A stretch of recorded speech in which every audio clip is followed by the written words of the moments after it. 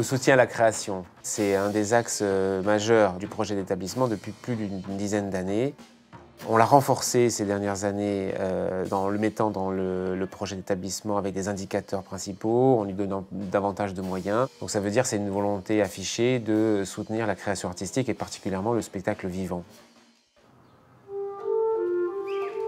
C'est essentiel de faire de la création parce que c'est ce qui nourrit en fait la diffusion. Il n'y a pas d'autre mot. Sans soutien à la création contemporaine, il n'y aurait pas de vitalité artistique, il n'y aurait pas de création artistique tout simplement, et puis il n'y aurait pas plus tard éventuellement des classiques.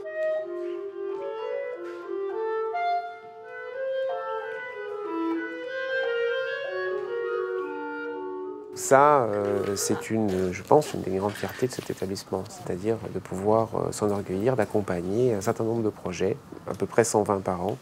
Ils ne deviennent pas tous évidemment des succès, mais dont certains nombres deviennent des succès, heureusement. Et en tout cas, ce qui procure une joie immense, à la fois pour les artistes et les gens qui l'accompagnent, et j'espère ensuite du public.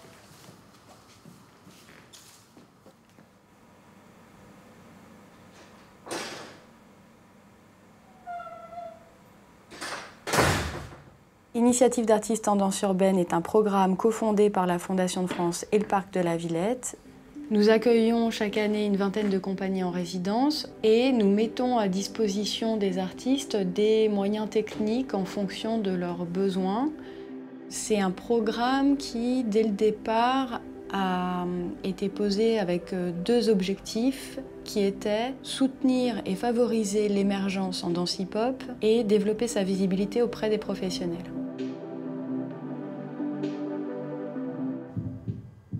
L'idée, c'est de suivre un chorégraphe à toutes les étapes de la création de son projet, c'est-à-dire au début la partie administrative, puis de l'accueillir en résidence pour qu'il puisse avoir ses premières expériences de laboratoire, ensuite de lui apporter un soutien financier si nécessaire, et enfin de le montrer devant des professionnels pour qu'il puisse élargir son cercle de partenaires.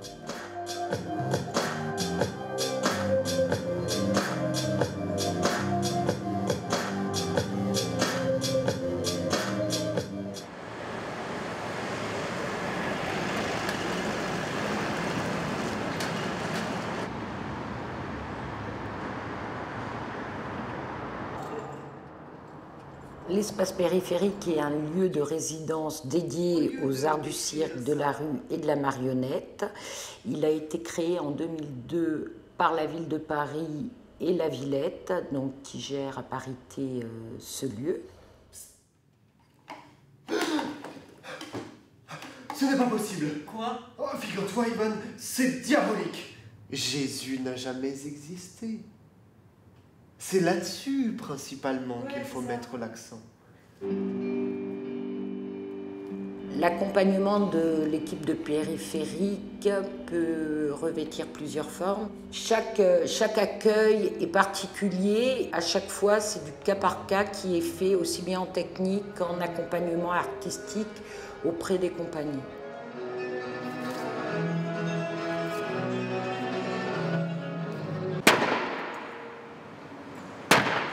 Nous avons environ 25% des compagnies accueillies par an qui portent un projet pour la première fois.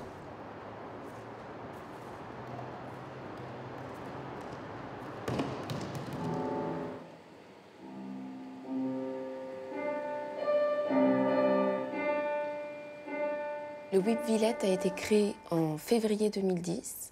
C'est un lieu qui a été implanté dans un lieu déjà existant qui était la Maison de la Villette, que nous avons rebaptisé WIP pour Work in Progress, car l'objectif était vraiment de faire de ce lieu un lieu consacré au travail en train de se faire.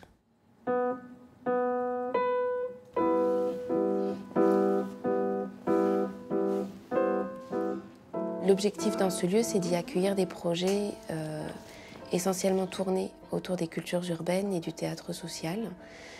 La particularité du WIP Villette, c'est que c'est un programme qui ouvre ses portes toute l'année au public. C'est-à-dire que toutes les résidences qui vont être accueillies dans ce lieu vont nécessairement, à un moment ou à un autre, ouvrir leurs portes au public extérieur.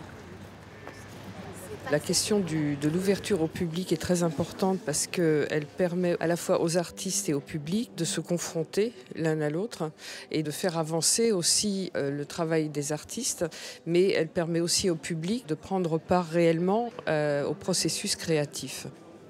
Je vous souhaite une bonne soirée. Si vous avez oublié d'éteindre vos portables, vous pouvez encore les éteindre. Et puis, à plus.